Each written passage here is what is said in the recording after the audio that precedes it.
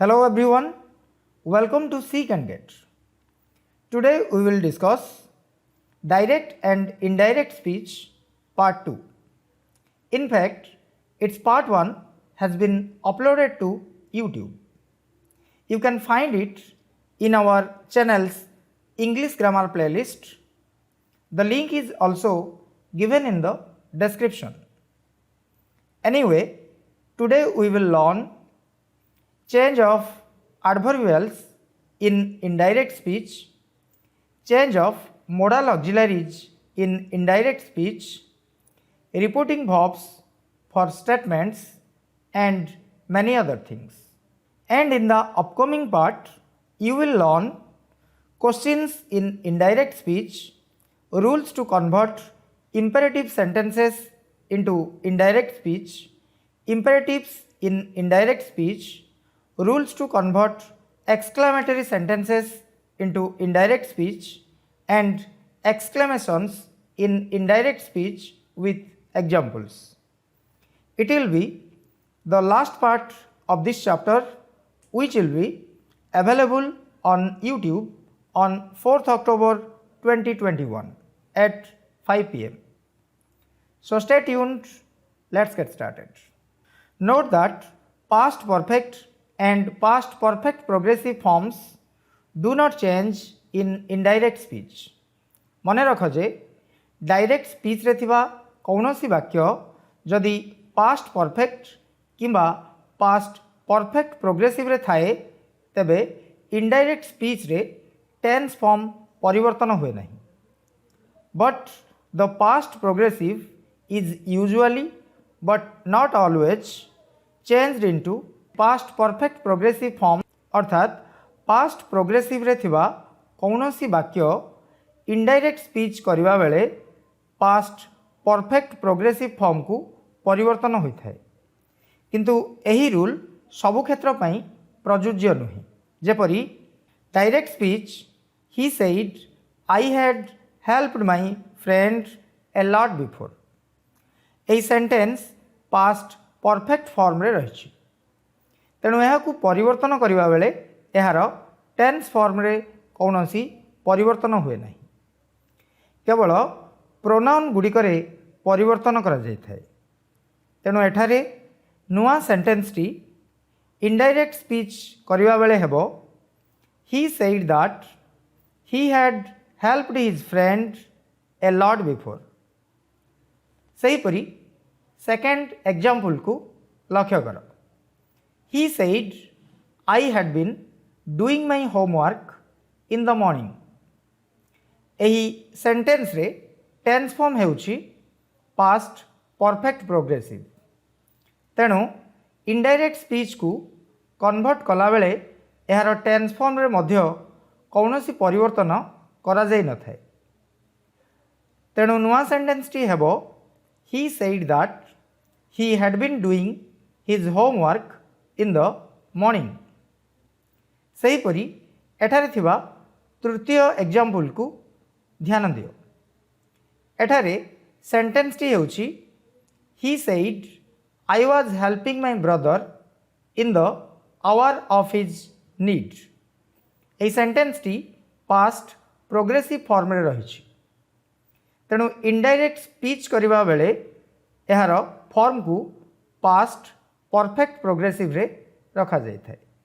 अर्थात एठारे tense form past progressive रु पास्ट परफेक्ट प्रोग्रेसिव को परिवर्तन करा जाय.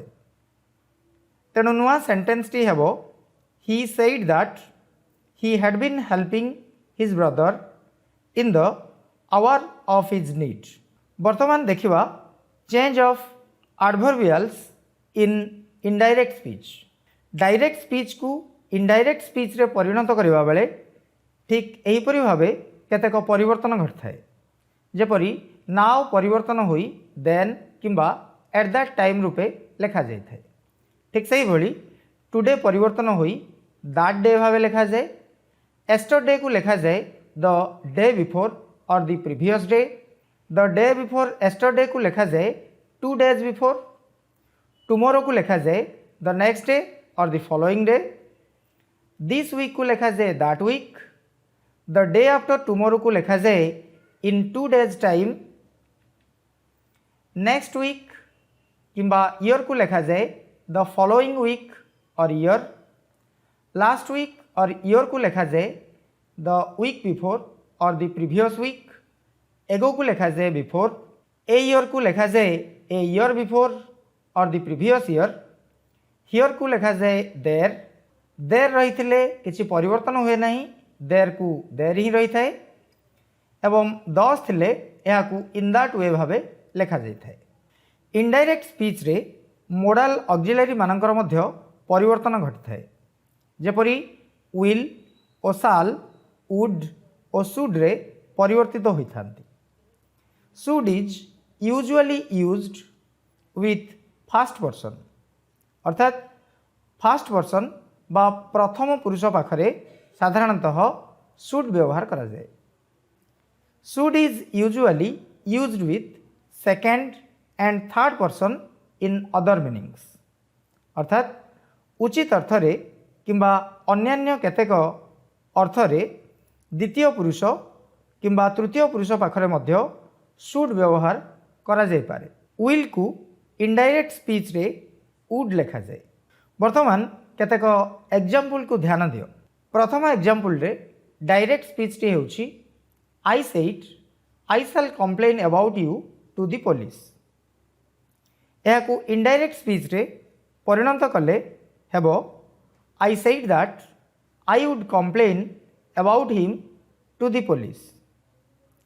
एही सेंटेंस टी रे डायरेक्ट स्पीच भविष्यत को बुझाउथिबारु इनडायरेक्ट स्पीच करबा बेले आई पाखरे वुड लागिछि, किंतु सेकेंड सेंटेंस रे he said what shell I do, एही सेंटेंस टी कौन करवा उचित यही अर्थ को बुझाउछि।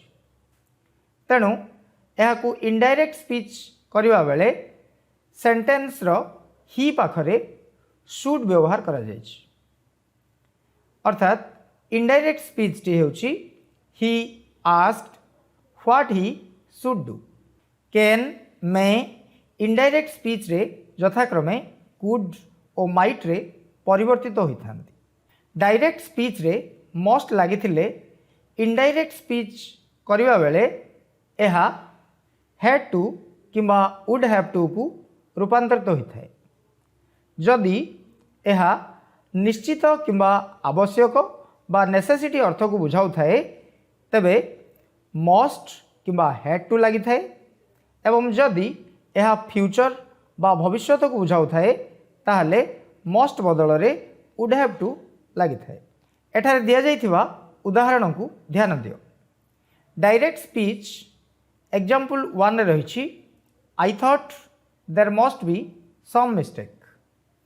यह को इनडायरेक्ट स्पीच कले आमे पाइबा I thought there must be some mistake.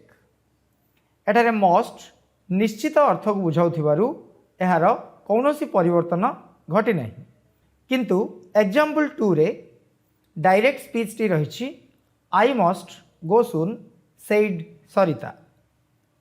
यह फ्यूचर बा भविष्यत अर्थ को बुझाउथिबारु इनडायरेक्ट स्पीच करबा बेले एठारे मस्ट बदल रे वुड हैव टू लिखा जाइछि, एवं इनडायरेक्ट स्पीच टी होछि Sarita said that she would have to go soon. सेहीपरि डायरेक्ट स्पीच रे थिबा किछि वर्ड एही भली भाबे परिवर्तित होइथांती। जेपरि मस्ट नॉट थिले एहाकू इनडायरेक्ट स्पीच रे मस्ट नॉट किंबा वाज नॉट टू लिखा जाए। निड नॉट रही थिले निड नॉट किंबा डिड नॉट हैव टू लिखा जाए थे। सेहीपरि हियर थिले देर लिखा जाए, देर रही थिले देर ही रहे। दिस लिखा थिले दैट लिखा जाए जदि यह टाइम एक्सप्रेशन बा समय को सूचाऊ थाए।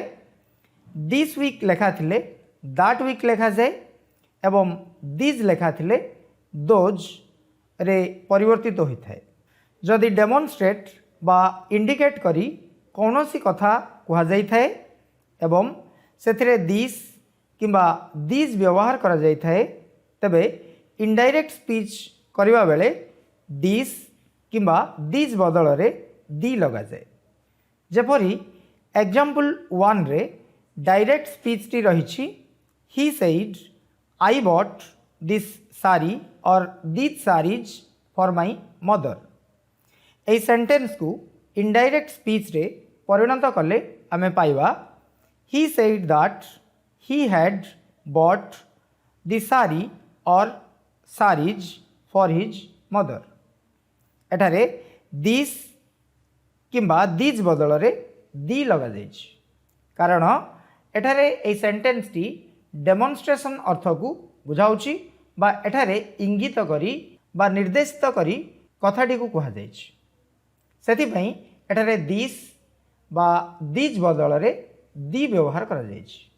Reporting verbs for statements.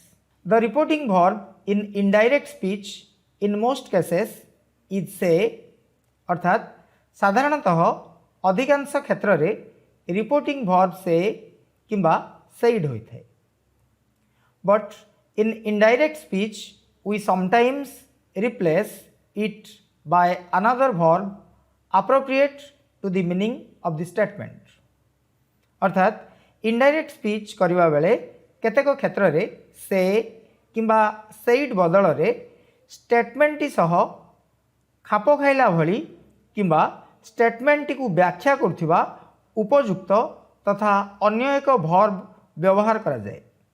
जेपरी से किंबा सेड बदल रे tell, state, announce, declare, promise, order, complain, protest, allege, explain, think, realize, admit, advise, ask, agree, observe और remark आदि reporting verb व्यवहार करा जाए। So that's all for today. Hope you enjoy the class. If you like this video, hit a like, leave a comment and share with your friends. You will learn all these things in the next part or part 3.